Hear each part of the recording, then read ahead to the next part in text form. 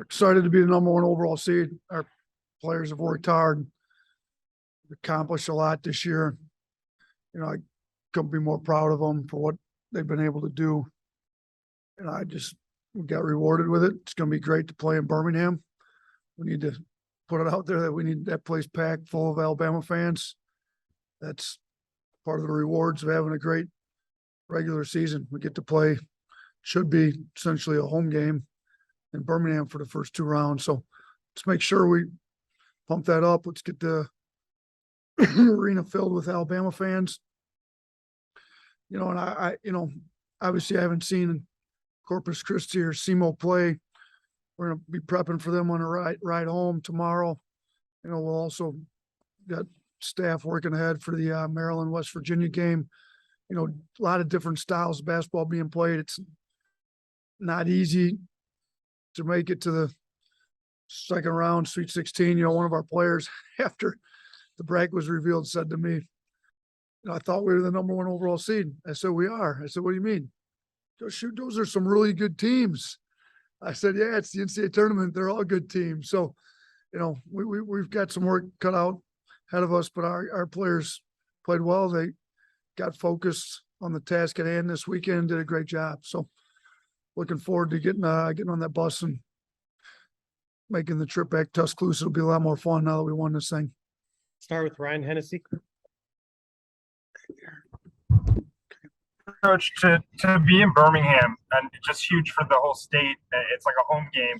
You guys had Gonzaga earlier there. It was pretty much like a home game. What's the message? I know you sent a message to fans. And how excited are you? Just kind of reiterate that with legacies.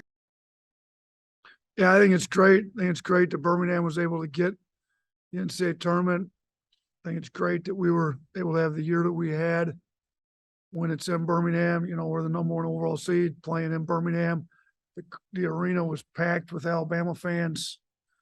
When it was the Gonzaga game. Hopefully we play a lot better these first 2 rounds than we did against Gonzaga, but I think we'll take care of, our end of that if we can get the fans to pack the place out and get us going. We got to play a really good defensive game these first 2 rounds. Mike Rodak. Yeah, obviously you have Auburn, playing in Birmingham as well in a different bracket. I don't know how they'll split up the sessions as far as the games go, but just what do you think of maybe having Auburn fans in the arena as well? Yeah, there'll be 2 different sessions, so It's great. Basketball's big in the state of Alabama. Happy for Auburn. They're able to play in Birmingham. They'll be in a different session than us.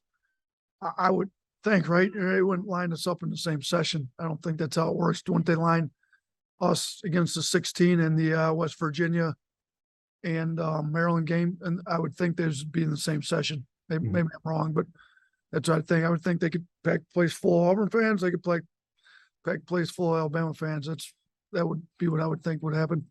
Chase Goodbrett. Nate, obviously you mentioned the Gonzaga game, but the Davidson game as well didn't go the way you guys wanted. Why do you think Birmingham's been a little bit of a tough place to play for Alabama, for you guys, and even in some recent history? Yeah, I don't know that it's Birmingham. I'm going to be honest with you. Davidson's not a team you want to prep for on a one-day prep. That was COVID. Colorado State was supposed to be the opponent. We had to scramble and find somebody. Davidson did us a favor, came to play it because we need to play that game. And that's definitely not a team I would ever choose to play on a one-day prep. Gonzaga is a really good team. I mean, they're one of the best offensive teams in Canada. Might be number 1 in the country offensive efficiency. And we just didn't bring it on the defensive end that day. So, I don't want to make too much of the fact both those games are in Birmingham. I don't think that had anything to do with it. We got to bring our defensive intensity. If we do, we'll be all right. Go to Katie next. I know in year 2, you were a 2 seed and did the SEC sweep like you did this year, but first time in program history being a 1 seed, just kind of put that in perspective. And did you think it would be something you'd be able to accomplish this fast at Alabama? Yeah, I'm not sure we would have predicted this. Now, being the number 1 overall seed is great. It says what an unbelievable regular season we've had. You still got to go win the games. Getting the number 1 overall seed doesn't guarantee anything. We've got to get refocused, play well. We're fortunate enough. We've got 6 games left in the season, but shoot, we could have one. Got anywhere between 1 and 6. But yeah, I do think it shows the quality of players we've been able to get in. I mean, no coach is good enough coach to, win without really talented players. Like we've got arguably the best player in the country in Brandon Miller. He's the best college prospect as far as NBA talent goes. You line that up with some other really good guys. Quinterly's playing as good as any point guard in the country right now. Bediako's maybe the best rim protector in the country. Mark Sears has been great for us all year. I thought Ryland came in, played well. Noah Clowney's. I mean, you kind of go down the list. We've got really, really talented players that are playing well and playing together, and you can kind of see their love for each other. The chemistry's great. Even some of the guys that haven't played that much, their attitudes are unbelievable in this thing. And, we've been able to win a lot of games. So proud of our guys, proud of what we've been able to build here over the 4 years, but we've got a lot of work left in front of us these next 3 weeks. Last one for Coach Johnny. Hey, Coach. Obviously, you guys are playing the winner of the play-in game between Corpus Christi and Southeast Missouri. What's the challenge of pre-scouting them when obviously some of the 1 seeds already have their 16 team? You have a whole week to get ready for them. What are the challenges of getting ready for 2 teams on short notice? Yeah, it's in one way, it's not ideal because you'd like to just lock in on one opponent. But we've had this before. My last year at Buffalo, we were 6th seed.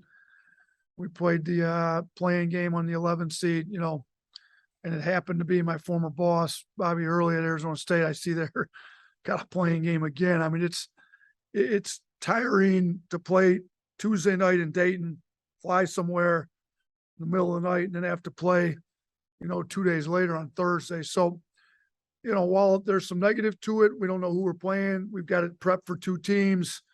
There's some positives too, that hopefully they're a little more tired, with the pace of play that we play. That should play to our advantage. So we've got a good group of staff that we can get prepped for. Really, we got to get prepped for 4 games. I mean, we got to get those 2, and then we got to get West Virginia and Maryland. So we'll be on top of it. If you guys will let me off the Zoom, I could get started working on this thing. But appreciate you guys. Roll Tide. Appreciate you guys' coverage of us all year. Look forward to seeing you in Birmingham.